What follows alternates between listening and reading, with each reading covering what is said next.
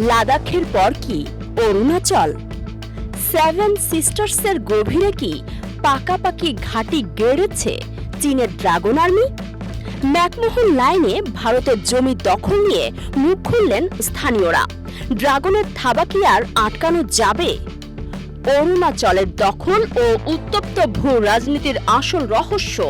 হিমালয়ের চূড়া থেকে যে হিমশীতল বাতাস নেমে আসে তা কেবল বরফ বয়ে আনে না, বয়ে আনে এক নতুন যুদ্ধের পদধ্বনি।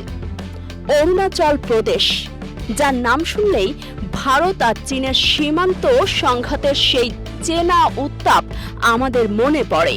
কিন্তু এবার পরিস্থিতি আর কেবল বাদানুবাদের মধ্যে সীমাবদ্ধ নেই। ড্রাগন এখন আর সীমান্তে দাঁড়িয়ে কেবল হুঙ্কার দিচ্ছে না, তারা ঢুকে পড়েছে সেভেন সিস্টার্সের গভীরে। স্থানীয়দের অভিযোগ আর স্যাটেলাইটের গোপন নথিপত্র বলছে অরুণাচলের ভেতরে চীন তৈরি করেছে স্থায়ী সামরিক ঘাঁটি। শুধু তাই নয়, সেখানে তৈরি হয়েছে পাকা রাস্তা, তৈরি হয়েছে সেনা ক্যাম্প। ঠিক যেমনটা লাদাখে হয়েছিল, ধীরে ধীরে অলক্ষ্যে চিরস্থায়ীভাবে। ঘটনাটি কি কেবল একটি সীমান্ত বিরোধ, নাকি এক বিশাল ভূ রাজনৈতিক দখলের পরিকল্পনা? আমাদের অনুসন্ধান বলছে অরুণাচলের আপার সুবানসিরি জেলা, যেখানে নাথ জনজাতি মানুষের বাস। তাদের সংগঠন নাথ ওয়েলফেয়ার সোসাইটির সভাপতি কেরু চাঁদের একটি বক্তব্য ভারতীয় মিডিয়াগুলোতে তোলপাড় ফেলে দিয়েছে। তিনি দাবি করছেন তাদের পূর্বপুরুষদের জমি, যেখানে তারা যুগ যুগ ধরে পশুচারণ আর শিকার করেছেন, সেখানে এখন চীনের পিপলস লিবারেশন আর্মির বুটের শব্দ শোনা যাচ্ছে। আপনারা ভাবছেন চীন এটা কিভাবে করছে? ভারতের সেনাবাহিনী কেন কিছু বলছে না? এখানেই রহস্যের শুরু।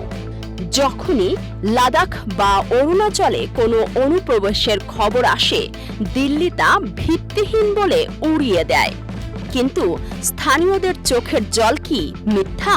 তাদের হারিয়ে যাওয়া পশুচারণ ভূমি কি কল্পনা?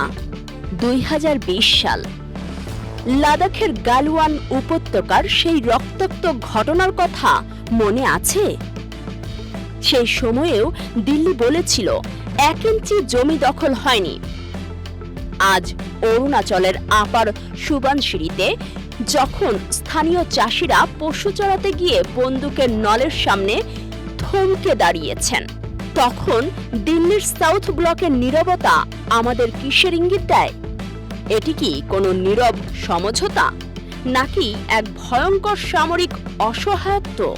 ম্যাকমোহন লাইন 1914 সালের সেই রেখা, যাকে ভারত সীমানা মানে, কিন্তু বেইজিং মনে করে এটি একটি উপনিবেশবাদী ছাপ। চীন অরুণাচলকে চেনে জাংনান বা দক্ষিণ তিব্বত হিসেবে। তাদের দাবি এটি তিব্বতী বৌদ্ধ সংস্কৃতির অবিচ্ছেদ্য অংশ। কিন্তু এই সাংস্কৃতিক দাবির আড়ালে কি লুকিয়ে আছে কোনো বিশাল সামরিক কৌশল? ভাবুন তো, কেন একটি দেশ সীমান্তে পাকা রাস্তা বানায়? কেন সেখানে স্থায়ী সামরিক ব্যারাক গড়ে? এটি কি কেবল নিরাপত্তার জন্য, নাকি এটি পরবর্তী কোনো বড় আক্রমণের প্রস্তুতি? চীন বেইজিং এর ড্রয়িং রুমে বসে ঠিক করছে কোন রাস্তা দিয়ে তাদের ট্যাঙ্ক ঢুকবে, আর কোন গ্রামটি তারা আগামী দশকে নিজেদের মানচিত্রে অন্তর্ভুক্ত করবে। ভারতের জন্য অরুণাচল কেবল একটি রাজ্য নয়, এটি সেভেন সিস্টার্সের প্রবেশদ্বার। আর চীনের জন্য এটি সেই দাবা বোর্ডের এক গুরুত্বপূর্ণ গুটি, যা দিয়ে তারা দক্ষিণ এশিয়ার আধিপত্য নিয়ন্ত্রণ করতে চায়। চীনের এই সালামি স্লাইসিং কৌশল, অর্থাৎ একেবারে পুরো দেশ দখল না করে ছোট ছোট টুকরো করে জমি দখল করা, এটি এখন ভারতের জন্য এক মহা বিপদ। ভারতের নীতি নির্ধারকরা যদি একে কেবল ছোটখাটো সীমান্ত ঝগড়া মনে করে এড়িয়ে যান, তবে সেই ভুলটি কি খুব বড় হয়ে দেখা দেবে না? লাদাখে যেটা ছিল একটা সতর্ক বার্তা, অরুণাচলে সেটা কি তবে এক পূর্ণাঙ্গ দখলদারিত্বের সূচনা? চীন বেইজিং থেকে যা পরিচালনা করছে তা সাধারণ কোনো বর্ডার কন্ট্রোল নয়, এটি একটি ডিজিটাল ওয়েলফেয়ার। তাদের হাতে আছে হাইটেক সার্ভেইলেন্স ক্যামেরা, যা থেকে 24 ঘন্টা নজরদারি করা হচ্ছে ভারতীয় টহলদার বাহিনীর ওপর।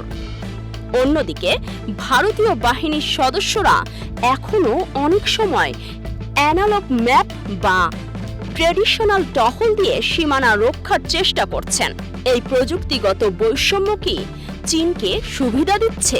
আন্তর্জাতিক সম্পর্কের সমীকরণ বড্ড নির্মম। শক্তি যেখানে কম, দখলের লালসা সেখানে তত বেশি। ভারত কি তবে এই লড়াইতে কিস্তিমাত করার ক্ষমতা রাখে, নাকি এক অদৃশ্য দখলের মুখে দাঁড়িয়ে ভারত আজ অসহায় দর্শক?